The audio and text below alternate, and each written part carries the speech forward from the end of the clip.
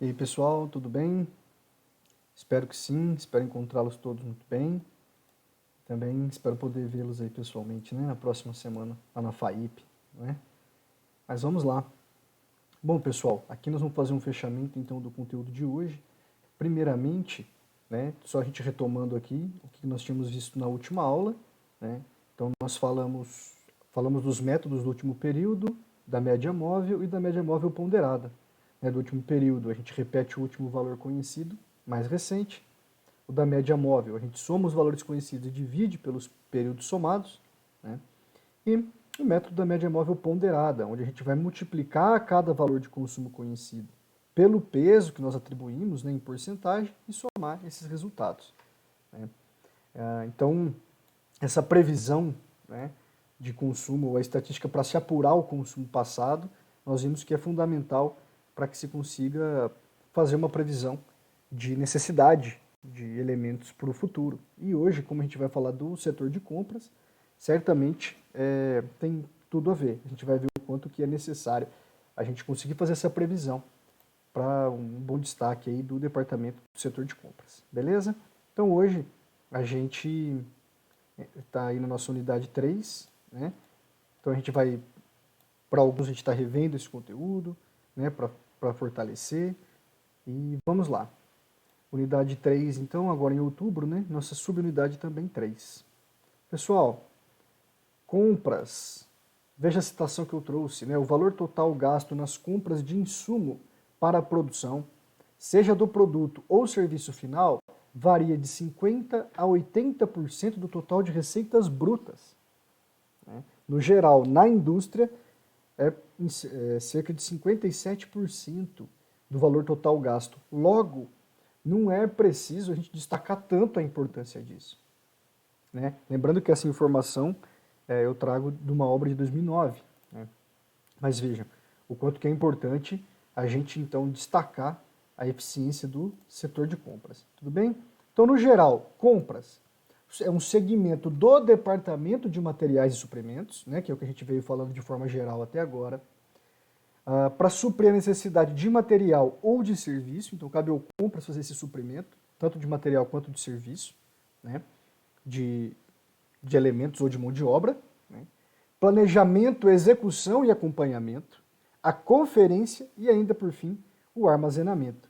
Então, nós vamos falar um pouco sobre cada um desses elementos. Né. De forma geral, quais os objetivos, então, desse setor de compras? Eu trouxe aqui, dividi em 4 grandes objetivos. Né? Então, atender a produção, planejamento financeiro, garantia dos padrões e negociação. Atender a produção, a gente está falando então do fluxo contínuo, né? Garantir o fluxo contínuo de produção do negócio, do empreendimento, da empresa. Planejamento financeiro, garantir a operacionalidade da empresa. Né? A garantia dos padrões. Quando a gente fala em padrão, nós vimos então que cada tipo de organização, cada tipo de produto ou serviço, né, que você vai utilizar no seu negócio, é necessário uma qualidade específica. Tá? Então, garantir que haja essa qualidade na quantidade necessária. E a negociação, né, que quando a gente fala de negociação, então a gente fala de preço, forma de pagamento, prazo de entrega. Tá? Então, esses são todos os objetivos básicos aí do setor de compras. Tá? Lembrando que o setor de compras, então, ele é um departamento vinculado ao departamento de materiais, tá? De patrimônios e materiais, beleza? Bom, como que se organiza o setor de compras? Né? O setor de compras, pessoal, ele tem 2 grandes características assim, de organização. Ele se organiza de forma centralizada ou descentralizada. E essas formas de organização acaba sendo muito vinculada ao quanto essa organização já está madura e consolidada, e também o tamanho, né, dessa organização. A organização, a forma como ela se organiza, como essa empresa se organiza. Tá? Então veja, no início, nas pequenas empresas, ou no início de uma grande empresa, nós temos aí um setor de compras mais centralizado. Nós vamos falar sobre ele na sequência. Na fase de consolidação dessa empresa, ou nas empresas de médio porte, a gente já tem uma mistura, né? Ela já não é tão centralizada assim, esse setor de compras. E por fim, quando a gente fala de uma grande empresa, ou uma empresa já no seu auge, já amadurecida, a gente tem um setor de compras descentralizado. O que isso significa para a gente, pessoal? Significa o seguinte, se eu centralizar, ou seja, se eu mantiver, né, o setor de compras vinculado a uma só pessoa ou duas só pessoas, né, ou seja, totalmente centralizado, eu vou lá falar com o comprador, eu tenho uma pessoa no compras, ou um pequeno grupo de pessoas no compras. Tem as suas vantagens quando a gente faz isso. Essa centralização ajuda a ter uma visão maior do todo, porque são as mesmas pessoas que fazem todos os processos dentro do compras. Garante poder de negociação, porque essas pessoas têm afinidade com os fornecedores, influência no próprio mercado, né, uma vez que é aquela história, ligou o comprador da empresa X, né, opa, então tem a chance de um bom negócio. Então ajuda a identificar, né, e influenciar isso nas negociações. A especialização desse pessoal, é muito mais fácil especializar pouca gente, um ou poucos, né. Uma economia de escala, né, que é você garantir que no total você vai ter uma garantia de um pacote econômico, porque como é uma pessoa só, ela faz todas as funções, você consegue buscar uma economia em escala. Facilidade de implantação em sistema de qualidade, né, até pela questão da capacitação. Então você consegue exigir a qualidade, porque você tem poucos lugares para poucas pessoas a quem capacitar para isso. E ainda a definição mais precisa das funções. Né? Se eu tenho 2, 3 pessoas somente no setor, é mais fácil eu definir quem é responsável pelo quê.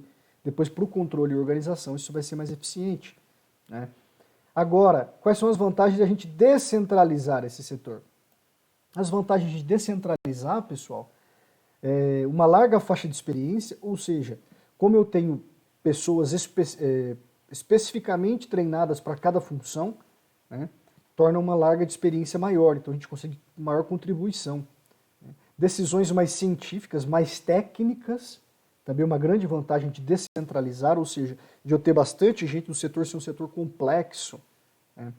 Menor nível de pressão sobre as pessoas, né, do setor, porque eu não consigo identificar uma só pessoa. Né? É necessário que a gente avalie o trabalho de todo o setor, né, de várias pessoas em conjunto. A multidisciplinaridade, né? Foi muito falado isso agora no nosso simpósio, né, também, a multidisciplinaridade, quanto que é importante a gente ter mais de uma forma, mais de uma habilidade dentro do mesmo setor, pessoas formadas com capacidades diferentes, né, especialistas em áreas diferentes, né, um contador, um comprador, um administrador, alguém de logística, né, a importância de se ter essa multidisciplinaridade no setor de compras. Isso é possível na descentralização. Melhor nível de governança, claro que ele tem que ser mais organizado, e maior confiabilidade dos fornecedores e stakeholders, né? Porque eles sabem que não vai ficar na mão de uma só pessoa as decisões da compra. Tá? Agora, o que a gente precisa tomar cuidado, né, que eu chamo a atenção de vocês? Preciso tomar cuidado com o seguinte, quando você busca descentralizar um negócio, né, é um processo que deve ser realizado. Você não consegue fazer isso simplesmente descentralizar, vou contratar um monte de gente. Né? Não é isso. Tá? Então, o que eu chamo a atenção para vocês? Nesse processo de descentralização, é necessário observar o treinamento quanto às peculiaridades do setor, ou seja, todos que estão no setor têm que ser treinados para cada detalhe, para cada situação que pode ocorrer no dia a dia. Tá? O treinamento das peculiaridades dos tipos de materiais trabalhados, porque se eu tenho uma pessoa que trabalha desde sempre no setor, ele já sabe, né, gente, qual é o tipo de material, como é que armazena. Então é importante se preocupar com esse treinamento. É necessário que exista uma coordenação de atividades e relacionamento. Né? Aí é imprescindível que dentro de um setor descentralizado, você tenha coordenador, gestor, supervisor de compras para conseguir dar bom andamento nas atividades, distribuir as atividades e garantir o relacionamento. A melhoria dos processos e a ampla regulamentação. Né? Você precisa então estar bem regulamentado, os processos bem definidos, para que esse setor descentralizado funcione com precisão. Beleza, pessoal? Para isso, em qualquer dos dois modelos, centralizados ou não, é importante a gente observar alguns princípios que eu trago aqui para vocês. Tá? Eu trouxe 6 princípios, né, como referência. Tá?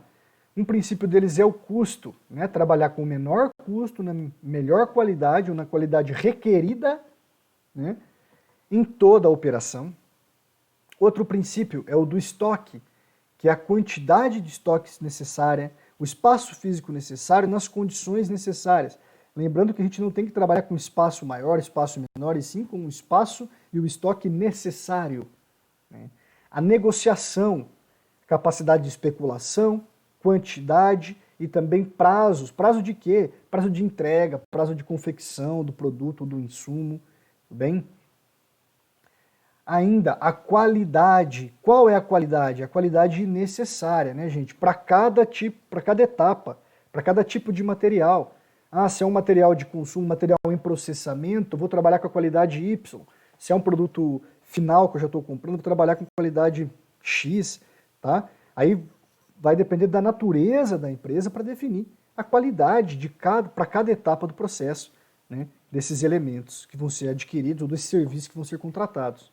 Tá? E todos os materiais têm que ser observada essa qualidade necessária. Tá? Então, a qualidade necessária deve ser observada em todos os materiais. O meio ambiente, né, para evitar desperdício, garantir reciclagem e reutilização, que isso tudo gera economia. E a tecnologia, observar a tecnologia adequada, né, nos processos, na produção e também na armazenagem. Beleza? Então são princípios básicos aí que eu trago para vocês do setor de compras. Aqui eu trouxe um fluxo do processo do setor de compras, né, para que vocês possam ter em mãos, né, desde o momento da tomada de decisão aí pela compra ou da necessidade de compra, né, pelo próprio estoquista, até o recebimento dessa mercadoria e armazenagem. Beleza? O que a gente pode elencar aqui como as principais ações desse setor de compras? Tá, pessoal? Trouxe aqui algumas principais ações do setor. Então, a requisição de materiais, que é a solicitação de compras, né? É um processo interno, o fluxo deve estar previamente definido no setor, para que as pessoas saibam, por exemplo, o estoquista, ele saiba como que ele deve fazer para pedir, para solicitar, para requerer material. Tá? A coleta de preços, né, o levantamento dos fornecedores, saber quais são, quantos são, quais são os preços, condições que o mercado oferece. E o principal, gente, que a gente muitas vezes esquece, que é o registro dessas pesquisas. Tá? Análise das condições. Analisar os dados coletados, ou seja, dos fornecedores, né, os preços, os prazos, comparar esses fornecedores, né, e considerar as exigências do negócio e da organização. Então, uma vez que você tenha todos esses dados em mãos, você pode então considerar suas exigências, que é aquilo que a gente vem falando, por isso que se critica muito o sistema licitatório, porque nem sempre o mais barato vai ser o melhor para o seu negócio. Tá? O pedido, né? Aí a ação de fazer de fato o pedido é o contrato com o fornecedor escolhido. É claro, quando se falar em contrato, você tem um respaldo do setor jurídico para isso. Né? Um processo aqui já externo, né, que é o seu relacionamento direto com o fornecedor, e considerar aí para esses contratos, na hora do pedido, toda a regulamentação interna e a legislação corrente, né, em vigor. É claro que, como eu disse, nesse momento você tem os contratos, aí, negociações pré-definidas no jurídico. E sempre que você tiver dúvida no fazer o pedido, aciona o jurídico. Tá? O acompanhamento do pedido, né? Acompanhar o andamento desse pedido, os prazos, o modal que vai ser utilizado, as possíveis dificuldades que isso pode gerar, tá? As dificuldades que cada modal pode trazer. É importante que você observe isso, tá bom? E o recebimento, a conferência, conferir nota, valor, qualidade, quantidade, né? Certificar se teve alguma ocorrência de transporte, se houve, registrar isso tudo. Tá? A armazenagem, depois de recebido, você vai cuidar da armazenagem disso tudo, espaço físico, a quantidade, a logística interna, como que vai ser o transporte entre os setores, e o controle desse estoque, acompanhar fluxo, certificar pedidos e reportar as melhorias. Por isso, né, pessoal, que a gente vem desde o início destacando como que a administração de materiais é muito gigante. Então veja que só aqui dentro do setor de compras, né, que acaba exercendo um papel fundamental dentro da organização de materiais, esse setor pode ter mais ou menos funções. Daí a importância da gente ter pessoas especializadas, um setor mais robusto, descentralizado, para que nós possamos cuidar da armazenagem, estoque. Né? Veja, por exemplo, como é difícil a gente identificar o consumo ideal. Né? Então veja que existem especialidades diferentes aqui, logística, tá bom? E dentro da que eu resolvi aprofundar aqui alguns temas, né, entre essas funções. Eu trouxe 2 temas específicos para a gente dar uma aprofundada, que seria 3, na verdade, né, que seria aí na pesquisa de fornecedores, na aquisição e na administração de materiais. Então, na pesquisa de fornecedores, o que eu chamo a atenção de vocês? Tá?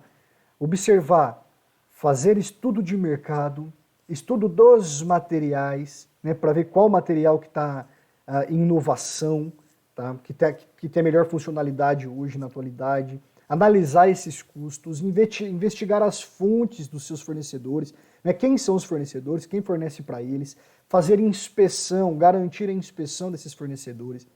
Tá? Isso vai envolver muita coisa, tá, gente, lá na frente, né? Desenvolvimento de fontes de fornecimento, né? Você mesmo criar novas fontes, buscar novas fontes e também de materiais alternativos, materiais que possam substituir os materiais em uso, que às vezes sejam mais baratos, que compensem mais para a empresa. Na aquisição, eu chamo a atenção para alguns detalhes na função de aquisição. A conferência das aquisições, importantíssimo. A análise das cotações, analisar com cuidado, verificar se está na mesma métrica, na mesma medida, com a mesma quantidade, se é de fato o mesmo produto, se tem o mesmo material, se é um material misto. Tá? Então, garantir uma análise eficiente dessas cotações para conseguir comparar de fato os produtos, tá? e os serviços e os preços. Decidir a forma e a condição da compra, qual é a melhor forma, a melhor condição para cada momento. Claro, sempre em contato aí com o setor financeiro. A entrevista dos vendedores, né, para você conhecer esses vendedores, garantir a fidelidade, entender qual é o nível de confiança que se pode ter, negociar os contratos para conseguir garantir melhores preços, efetuar as encomendas e as compras e ainda acompanhar todo o recebimento desses materiais. E na administração, eu destaco algumas outras funções, que seriam manutenção do estoque mínimo, observem, a logística interna, que eu já mencionei lá nos princípios, mas deve ser observado aqui também, né? Evitar os excessos e obsolescência de estoque, ou seja, tomar muito cuidado para que seu estoque não fique obsoleto, não perca a tecnologia, a qualidade, né? E nem gaste-se muito para que tenha um estoque em excesso. Padronizar tudo que for possível, né? Garantir que esteja tudo em processos, em POPs, né? Procedimentos operacionais padrão. Descartar tudo que é inútil, tudo que é sobre, tudo que é dejeto, lembrando do princípio do meio ambiente, tentando garantir a reutilização, reciclagem, de tudo que você puder, porque isso gera benefícios e economia para a empresa e também, claro, preservação ao ambiente. E por fim, a elaboração de uma previsão de consumo e aquisição, né, que são aí através de alguns dos cálculos que nós vimos nas últimas aulas. Beleza, pessoal? No geral, era isso que eu queria trazer para vocês, então, tá, para retomar aí esses conceitos, né? Algumas coisas alguns já viram na aula passada. Então assim a gente faz essa visão geral, vocês retomam os conteúdos e ficam tudo esclarecido. Lembrando que eu vou continuar disponível também lá no fórum para tirar as dúvidas de vocês durante a semana, tá bom? É só acessar lá o Moodle, a nossa subunidade 3, vai estar lá o fórum Plantão de Dúvidas para que vocês possam acessar, tá bom? Até mais!